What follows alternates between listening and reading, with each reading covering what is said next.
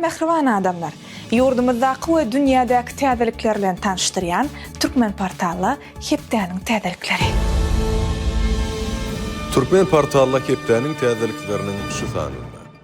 Abadada Türkmenistanyň Maýa goýum forumy geçirildi. Türkmenistan Birleşen Milletler Guramasynyň baş assambleýasynyň 80-nji sessiýasynda bir näçe başlangyçlary öňe sürerdi. Türkmenistanyň halk maslahatynyň nowatdaky mejlisi geçirildi. Türkmenistanyň Bahreyn padşalygynyň elçisi işe başlady. Türkmenistanyň prezidenti raýatlaryň harby gulluga nowatdaky çağırlyş hakynda permana gol çekdi we beýleki habarlar. 15 sentýabrda prezident Serdar Berdimuhammedowyň tapşyrygy boýunça mejlisiň başlygy Gulmanowa Bahreyn padşalygynyň Türkmenistanyňky adatdan daşary we dolu ygtyýarly elçisi Bassam Ahmet Ali Marzukdan ynanç hatyny kabul etdi. Duşuň barşyna diplomada Türkmenistanyň mejlisiniň düzümi we alyp barýan köp ugurly işleri barada giňişleýin maglumat berildi. Elçi Türkmenistanyň parahatçylyk söýüjülükli daşary siýasatynyň ileri tutulýan uğurlar bilen hem giňişleýin tanıştyryldy.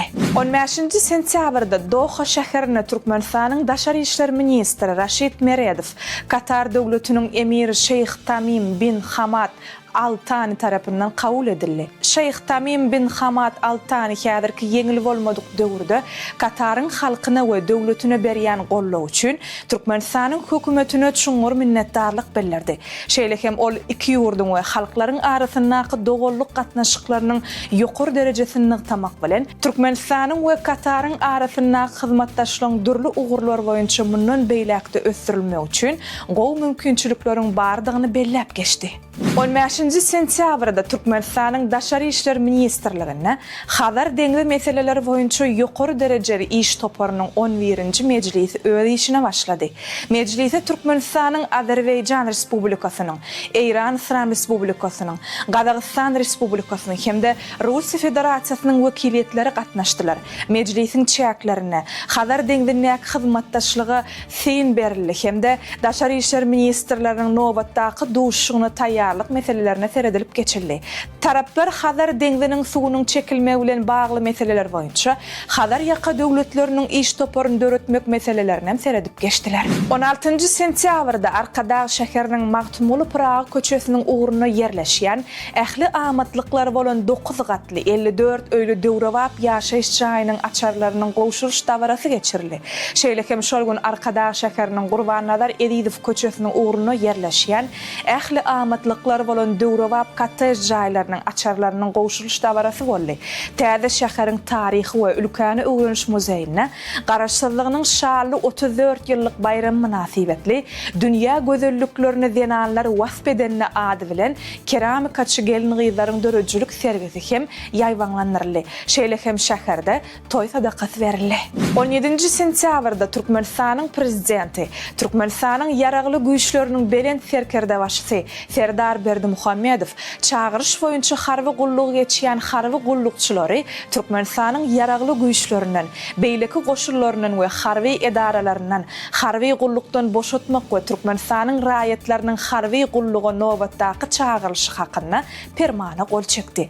Permana bellenlen möhletleri gulluk eden harby gullukçylary 2025-nji ýylyň oktyabr-dekabr aýlaryna harby gullukdan boşatmalyk hemde 18 ýaşy dolan harby gulluga çağırışdan boşamak ýa-da harby gulluga çağırış möhletini ýa-da süýçürmek hukugy bolmadyk Türkmenistanyň erkek raýatlaryny ýaşy 27 ýaşa bolan erkek raýatlary harby gulluga çağırmalygy bellenilýär. 17 sentýabrda Ahal welaýatynyň Qaky etrawynyň gowşut geňeşligine täze döwrewap bagtly zamany obasynyň açylyş dawarasy boldy. Täze obada häzirki zaman enjamlary bilen üpçün edilen 400 sany döwrewap ýaşaýyş jaýy, 640 orunluk orta mektep, 320 orunluk çağalar bagy, sewda merkezi, geňeşliň edara binasy ulanmaga berildi.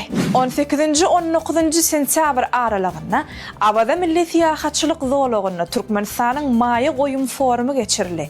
Ykdysady gatnaşyklary puwtalandyrmaga, göni maýa goýumlary çekmäge we hyzmatdaşlygy ösdürmäge gönüktirilen bu foruma 45 ýurtdan 800-den gowrak wekil gatnaşdy. Forumyň dowamyna aýdanyna gatnaşjylary Türkmenistanyň energetika, infrastruktura, logistika, maliýe we innovasiýa uğurlaryna maýa goýumlar üçin taýýarlanan taslamalar hödürlenildi. Hemde bu uğurda bir näçe çykyşlar diňlenildi. Şeýle hem forumyň çäklerine Türkmenistanyň döwlet düzümleri bilen daşary ýurtly hyzmatdaşlaryň arasynda bir näçe iki taraplaryň resmi namalara gol çekildi. 18-20 sentýabrda Türkmenistanyň garaşçylygynyň 34 ýyllyk münasibetli ýurdun ykdysady üstünlükleriniň sergisi geçirildi. Ýurdun ykdysadyetiniň pudoklarynyň ösüşini, durmuşa geçirilýän giň möçberli syýasy jemgyýetçilik medeni insanperwer özgörtmeleri şöhretlendirýän bu forum her ýyl garaşçylyk bayramynyň öň sirasyna geçirilýär.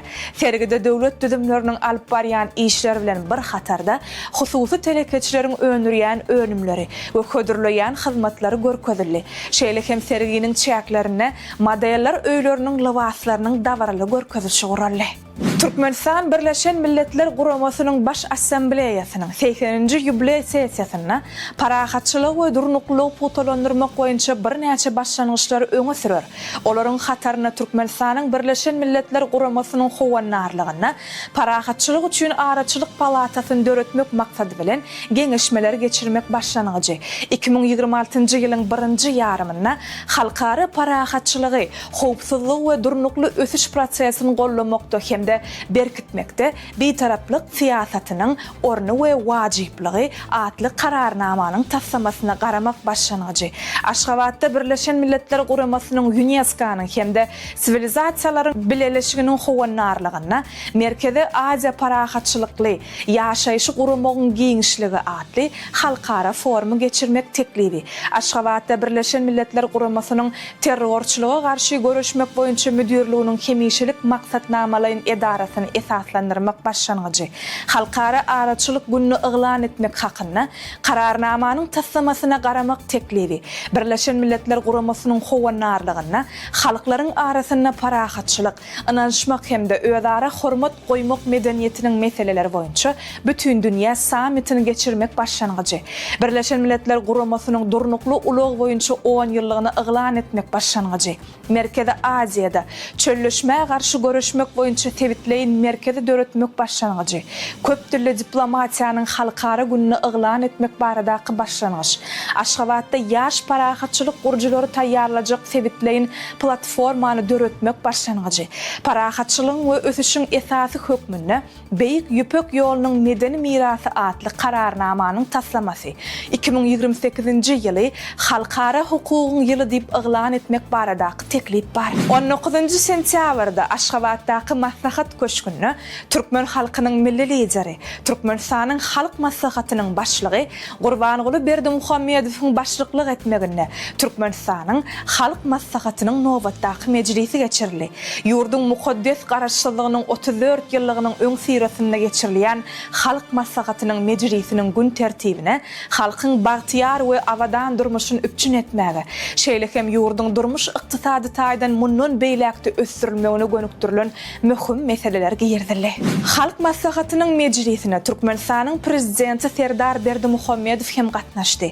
Döwlet başçysynyň çykyşyna Türkmenistana garaşçylyk ýyllary içinde ýerine ýetirilen işleriň jemlerini jemläp, ýurtda ägirt uly işleriň durmuşa geçirilenligini, ykdysadyetiň ähli ugurlary boýunça düýpli özgörtmeleriň amala aşyrylanlygyny bellidi hemde parahatçylyk we dostlugyň ýurdy, ygtybarly hyzmatdaş hökmünde Türkmenistanyň halkara giňişlikdäki awraýynyň barha putolanýanlygyny aýtdy. Şeýle hem Serdar Berdimuhammedow çykyşyna gurulýan we meýilleşdirilýän iri desgalary barada aýtdy. Türkmen halkynyň milli lideri, Türkmenistanyň halk maslahatynyň başlygy Gurbanyguly Berdimuhammedow halk maslahatynyň nowatdaky mejlisine hormatly ýaşulary we eneleri sylaklamak hakyndaky, şeýle hem zähmetde gazanan üstünlükler bilen tapawutlanan ýurdun raýatlaryny garaşçylyk bayram münasibetli döwlet sylaklary bilen sylaklamak hakyndaky permanlaryň işlenip taýýarlananyny aýtdy. Mejlisiň başyna prezident Serdar Berdimuhammedow şol permanlara gol çekdi. Türkmenistanyň prezidentiniň tapşyrygy boýunça sylaglary gowşurmak dawaralary 20-nji sentýabrda geçiriler. Şeýlede mejlisde döwlet başçysyny Türkmenistanyň hormatly il ýaşulsy diýen hormatly adyna münasip bolan ýaşullara, Zenan Kalby ordenyna münasip bolanlara sylaglary dawaraly ýagdaýda gowşurdy. Halk maslahatynyň nowatdaky mejlisinde Türkmen halkynyň milli lideri, Türkmenistanyň halk maslahatynyň başlygy Gurbanyguly Berdimuhammedow ýurdun konstitusiýasyna laýyklykda betarap Türkmenistanyň parahatçylyk we nanşmak siýasatynyň hukuk esaslary hakynda Türkmenistanyň konstitusiýon kanunynyň hem işlenip taýýarlananyny aýtdy. Mejlisiň başyna prezident Serdar Berdimuhammedow bu kanuny gol çekdi. Kanun metbuatda dolugyna çap edildi. Türkmenistanyň mejlisiniň değişli karary bilen ýurdun ahal welaýatyna, Altynasır etrawy, Daşagud welaýatyna, Garaşsyzlyk we Guwadag etraplary, Lewap welaýatyna Farab, döwletli we Garawekowul etraplary hemde Mar welaýatyna Owuzhan etrawy döredildi. Şunuň bilen baglykda 19-njy sentýabrda geçirilen halk maslahatynyň nowatdaky mejlisiniň başyna Türkmenistanyň prezidenti karara gol çekdi. Resminama laýyklykda ahal welaýatynyň Altynasır etrawynyň häkimligi, Daşagud welaýatynyň Garaşsyzlyk we Guwadag etraplarynyň häkimlikleri, Lewap welaýatynyň Farab döwletli we Garawekowul etraplarynyň häkimlikleri, Mar welaýatynyň Owuzhan etrawynyň häkimligi döredildi. 19-njy sentýabrda Türkmenistanyň prezidenti Serdar Berdimuhammedow daşar ýurt raýatlaryny Türkmenistanyň magtumuly Pragynyň 300 ýyllygyny atly ýubiley medaly bilen sylaklamak hakynda permana gol çekdi. Permana laýyklykda dünýä türkmenläriniň insanperwer birleşiginiň agzalarynyň üçüsi bu sylagy bilen sylaglandylar. Türkmenistanyň halk maslahatynyň nowatdaky mejlisinde halk maslahatynyň ýaşullar geňişiniň agzasy, hormatly il ýaşulsy Ýazmyrat Atamradow halkyň ýaşaýyş durmuş şertleriniň ýokary derejä ýetenligini göz öňüne tutup, zähmet haklarynyň, pensiýalaryň, döwlet kömek pullarynyň, talip we dinleýiji haklarynyň möçberiniň ýokarlandyrylmagyny besetmek teklif etdi we tygşytlanylajak terişdeleriň ýurdu mundan beýlekde ösürmäge, beýleki wajyp ugurlara gönükdirilmeginiň hassa talaba laýyk boljakdygyny nykdady. Türkmen halkynyň milli lideri Atamradow çykyşy we maslahat üçin minnetdarlyk bildirdi. Dünya täwirleri. UFC tutuluşuklarynyň öňkü iki gezek ýeňjisi Conor McGregor Irlandiyadaky prezident taýlawlaryna gatnaşmakçy dälligini habar berdi. Ol bu barada sosial torda ýazdy. McGregor öz maşgalasy bilen maslahatlaşandan soňra şeýle netije gelelligini ýaňytdy. Emma ol özüniň Irland halkyna gulluk etmegini dowam etjekdigine de sözüniň üstüne goşdy. Irlandiyada prezident taýlawlary 2025-nji ýylyň 11-nji noýabrynda geçiriler. 2011-nji ýyldan bäri bu wezipäni Michael Higgins eýlep gelýär. Braziliýanyň iň ully kandy taşlarynyň biri $365 milyon baky kesilip sowdalaşyga çykaryldy. Agramy 241 kilogram bolan gymmat taşy ýurdun Bahia ştatynyň Carnabia diýen ýer käninden tapdylar. Şeýle oňa saklanan uly zümörredi tapmak seýrek başardy. Bu zümörret uly maliýe özüne çekijiligi bolan tebii baýlykdyr diýip sowdalaşyk öýü habar berdi. Nigeriýaly meşhur aşpez Hilda Bassi Effiong ýene-de rekordy goýup Guinness'in kitabyna girmegi başardy. Ol bu gedek agramy 8780 kilogram bolan jollof tagamny, pomidorly we soğully ýakymly isli tugyny taýýarlady. Çäre ýurdun Lagos şäherine mihmanhanalaryň birinde boldy. Hilda Bassi diýen at bilen tanylýan Nigeriýaly aşpez 2023-nji ýylda iň uzak dowam eden nahar bişirmek ýarşynda ýeňji bolup, Guinness'in rekordlar kitabyna giripdi. Ol her biri 30-35 adama niýetlen 100 sany gadyny tagam taýýarlamak üçin 100 sagady plitanyň başyna geçirdi. Ol şonu 35 türli nahar taýýarlady. Russiya Federasiýasynyň prezidentiniň diwanynyň başlygynyň ornmasary Dmitri Kozak öz islew boýunça işden gitdi diýip Kremliň wekili Dmitri Peskov habar berdi. Peskov ýolbaşçynyň işden gitmeginiň sebäbi baradaky suwaly öz islew boýunça diýip jogap berdi. Kozak bu wezipäni 2020-nji ýylyň 24-nji ýanwarynyň bäri gelýärdi. Awgustyň aýagyna Vladimir Putin prezidentiň idarasynyň işini güýçlendirmek boýunça çäreler hakynda permana gol çekdi. Ol iki idarany, Sevtara we daşary ýurtlar bilen medeni gatnaşyklar hemde serket ýaka hyzmatdaşlyk boýunça idaralary ýatyrdy. Olaryň ýerine strategik hyzmatdaşlyk we hyzmatdaşlyk edarasy töredildi. Noýabr aýynda Dubaýda dünýäde iň beýik otelyň açylşy bolar. Bu arada yerli hökümetiň medpugat gullugy habar berdi. Habarda Dubaýyň täze nişany boljak Ciel Dubai Marina. Otelyň noýabrdaky dawarly açyljakdygy, 82 gatly mehmanhananyň beýikliginiň 377 metre deň boljakdygy bellenildi. Häzirki wagtda dünýäde iň beýik otel hem Dubaýdaky Gevora mehmanhanasydyr we onuň beýikligi 356 metr. Sport täzelikleri. Türkmenistanyň Ahal futbol kluby AFK-nyň Çempionlar Ligasynyň 2-nji ýarşynyň toparçylygyny tapgarynyň deslap goýununda mehmançylykda Hindistanyň Mahun Bagan toparyny 1-0 hasabyna ýeňilişi sedewar etdi. Duşy Kalkutta şäherine geçirildi. Oýundaky 2 täk gol 83-nji minutda Ahalyň hüjümçisi Enwer Annaýew tarapyndan geçirildi. Ahal toparçylygyny tapgaryň 2-nji aýlawyny 30 sentýabr güni Ýerdaniýanyň Al-Huseyn toparyny kabul eder. Şol gün Mahun Bagan mehmançylykda Iranyň Sepahany bilen duşar. Türkmenistanyň jiu-jitsu boýunça ýygyndasy 11-14 sentýabrda Afinada geçirilen 20-nji Balkan açyk çempionatyna çykyşlaryny üstünlükli tamamlady. Türkmen türgölleri dörl ugurlar boýunça bu ýarşa ajaýyp taýýarlyk görelliklerini tasdiqladilar. Tutuş ýarşynyň netijeleri boýunça türkmen pehlwanlary jemi 40 sany medal gazanmak başardylar. Mehriban adamlar, size yetirmek isleyen täzeliklerimiz şulardan ibaret.